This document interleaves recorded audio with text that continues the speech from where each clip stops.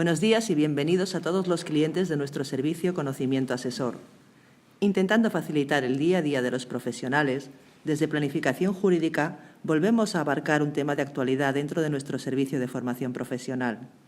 Si en pasadas ediciones hemos abordado el tema de las modificaciones en el impuesto de sociedades de las pérdidas por deterioro y qué debemos saber sobre la implementación y certificación de sistemas de compliance penal, esta vez analizaremos cómo afectará la nueva Ley de Reformas Urgentes del Trabajo Autónomo. Para ello, contamos con la colaboración del señor Andrés Pérez Subirana, abogado y colaborador habitual del servicio de consultas llamado Consultores y especialista en temas laborales y sociales. Buenos días, Andrés. Buenos días. De manera resumida y genérica, ¿qué medidas incluye la nueva Ley 6/2017 de Reforma Urgente del Trabajo Autónomo? Pues mira, yo haría una distinción en al menos 6 bloques de materias, que serían, por un lado, lo que sería la tarifa plana, la nueva regulación de la tarifa plana, temas relativos a la cotización, temas sobre conciliación de la actividad profesional y familiar del trabajador autónomo, temas relativos al IRPF y deducibilidad de determinados gastos, temas relativos a la adaptación de la actividad del autónomo a sus ingresos y temas relativos a seguridad social. Esos serían los 6 bloques en los que se han introducido novedades relevantes. Y respecto a la tarifa plana, ¿cómo queda la nueva regulación? Bien, la novedad de la tarifa plana, que además es importante porque es la que permite el acceso a los nuevos trabajadores autónomos, es que se pasa de lo que antes era 6 meses de tarifa plana, esos 50 euros de tarifa plana, que era la medida ya conocida, a 12 meses de tarifa plana a 50 euros. Esa medida se aplica a los nuevos autónomos y también se aplica, pero solo a los nuevos autónomos, hay gente que esperaba que se aplicase a gente que ya estaba trabajando, solo a los nuevos autónomos, y a los que ya hubieran trabajado solo se aplica a aquellos que hayan cesado en su actividad durante al menos 2 años. Eso también es una novedad porque hasta ahora la exigencia era de que se hubiera estado con un cese de actividad de al menos 5 años. Pero la novedad o la medida no queda ahí, sino que además de esos primeros 12 meses de 50 euros, hay 12 meses más que se dividen en los 6 primeros meses, 3 meses y 3 meses, es decir, esos 12 meses siguientes hasta los 24, en los que se va a aplicar una reducción primero y una bonificación después de 50% los primeros 6 meses, 30% los 3 meses siguientes y 30% los siguientes 3 meses. Hago la distinción entre los 30% porque uno es reducción, otro es bonificación, es un concepto de seguridad social, pero en realidad lo importante es que hay 24 meses de tarifa plana. Hay alguna cosa más que explico sobre la tarifa plana, que es, esa es la medida prevista para el caso de que se cotice por la base mínima. En caso de que se cotice por cuantías superiores a la base mínima, la reducción es una reducción del 80% durante 12 meses que se aplica sobre la base mínima al tipo mínimo. Y una previsión más, que es que si el autónomo que se acoge a esta medida es un autónomo varón o hombre de 30 años, hasta 30 años, o mujer de hasta 35 años, puede beneficiarse de 12 meses más de bonificación en el que se le aplicará un 30% de reducción. Esa es la medida o la regulación actual de lo que sería la tarifa plana de autónomos. Y en relación con las bases de cotización, altas, bajas y recargos, ¿qué novedades podemos destacar? Sí, eso es una cosa que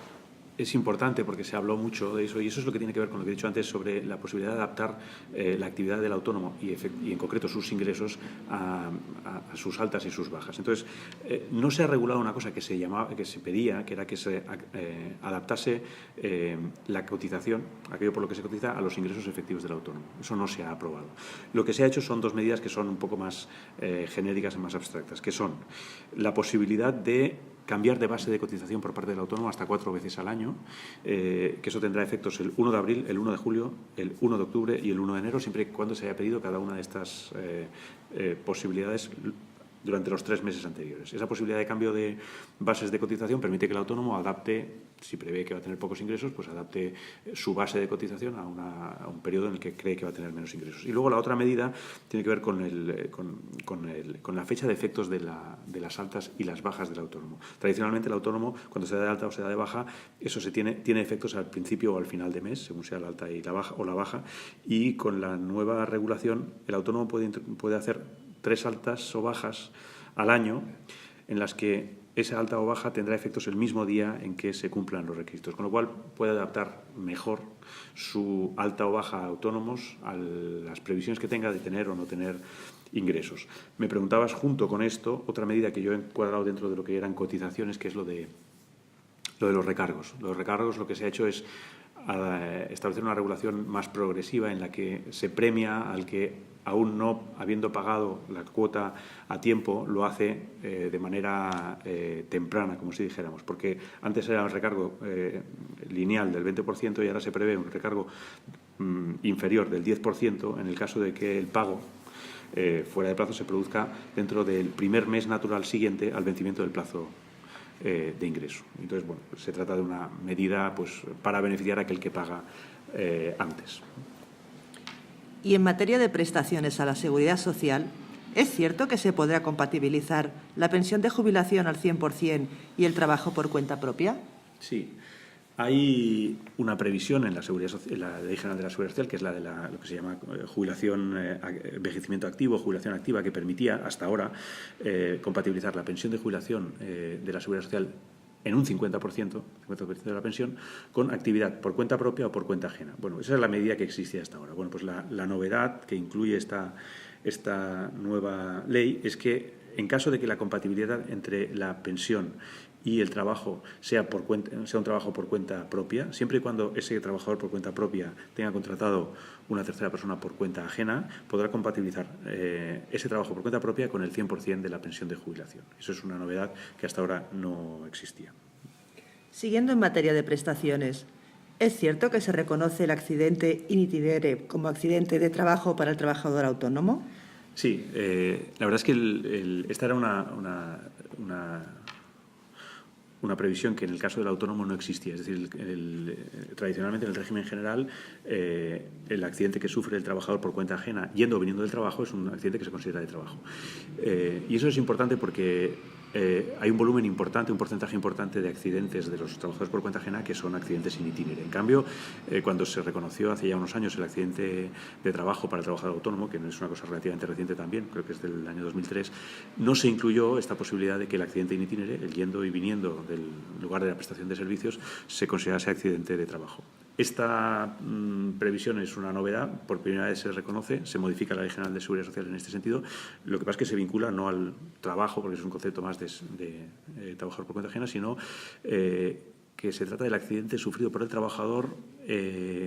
yendo o viniendo del lugar de prestación de su actividad económica o profesional. Eso es lo que dice la ley, sí.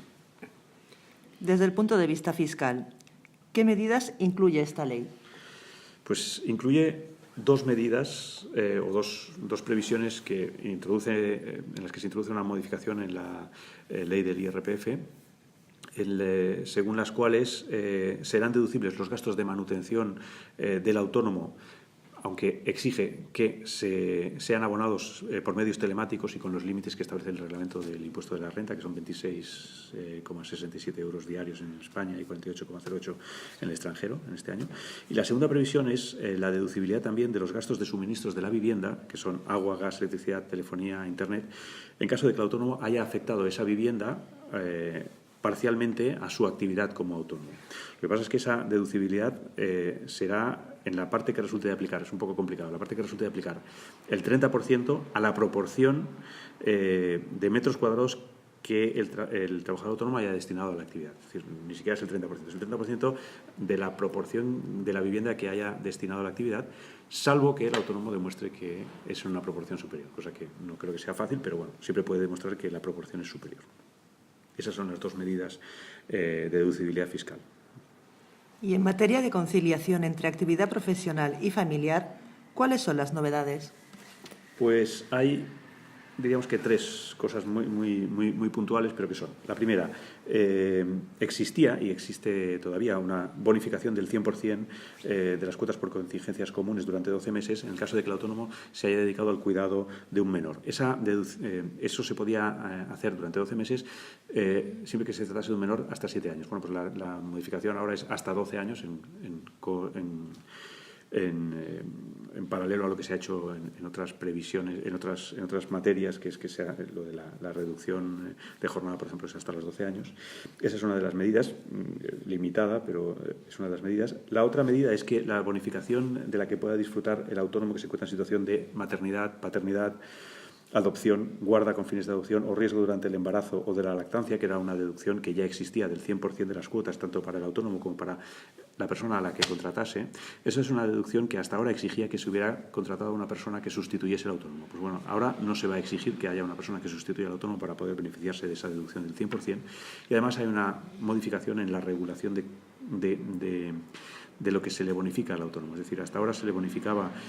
una base de cotización que era la del mes anterior al inicio de la situación de maternidad o paternidad, y ahora lo que se hace es que se bonifica una cotización equivalente a la media de los últimos 12 meses, lo cual significa una mejora en las cotizaciones del autónomo en esa situación. Y luego hay otra medida que es importante, que es que se establece una especie de tarifa plana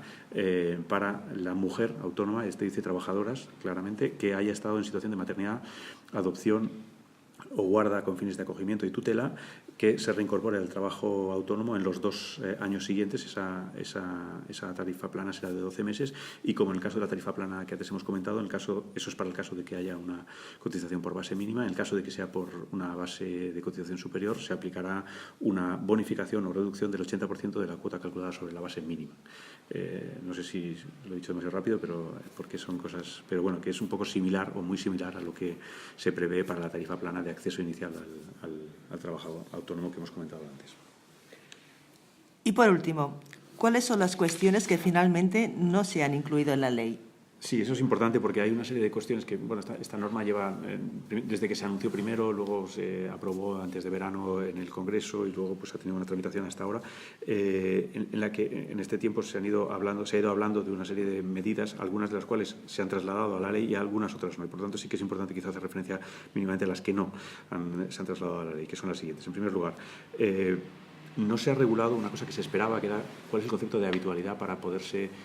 considerar que una persona está encuadrada en el régimen de autónomos, cosa que es importante de cara a distinguir aquellos supuestos de gente que trabaja y que tiene que, como autónomo, y que tiene que darse de alta, y gente que hace un trabajo con poca relevancia o puntual y que por lo tanto no tendría que darse de alta en autónomos. Eso se ha dejado, lo nombra la ley en una de las disposiciones, se ha dejado para una subcomisión que aparece luego muchas veces, que es la subcomisión para el estudio de la reforma del régimen especial de trabajadores por cuenta propia o autónomos, que se ha constituido en el Congreso de los Diputados y es a la que se remite en una serie de materias. Esta, que no se aprueba en la nueva ley, también se ha remitido a esa subcomisión otra cuestión que también se esperaba que se regulase y que se espera desde hace tiempo, pero que no llega porque es compleja de regular, que es que se prevea un sistema de cotización del autónomo a tiempo parcial. Es una regulación que es de regulación difícil, por lo menos. Tampoco se ha regulado y también se somete al estudio de esa subcomisión la posibilidad de jubilación parcial por parte del autónomo, que es una de las reivindicaciones de los autónomos, pero que también implica dificultades para su regulación. Y luego no se ha regulado, ya lo hemos dicho, pero eso era una cosa que se dejó entender que a lo mejor sí se regulaba, que era la posibilidad de que la cotización se adaptase a los ingresos reales. Hemos dicho que hay una serie de medidas para adoptarlo, pero no hay una cotización ligada directamente a los ingresos reales. Y finalmente, decir que tampoco se ha regulado una cosa que sí se habló bastante, que es, desde el punto de vista fiscal, se pensaba que se iba a regular la deducibilidad de los gastos vinculados al vehículo habitual ligado a la actividad del autónomo, que finalmente no ha aparecido regulado en la nueva ley. Y eso es un poco todas las cosas que no han estado reguladas. Muchas gracias, Andrés. Para finalizar, queremos recordarles que si quieren profundizar en el tema, pueden acceder a nuestro e-dossier, Las claves de la nueva Ley de Reformas para los Autónomos, realizado por nuestro equipo de especialistas.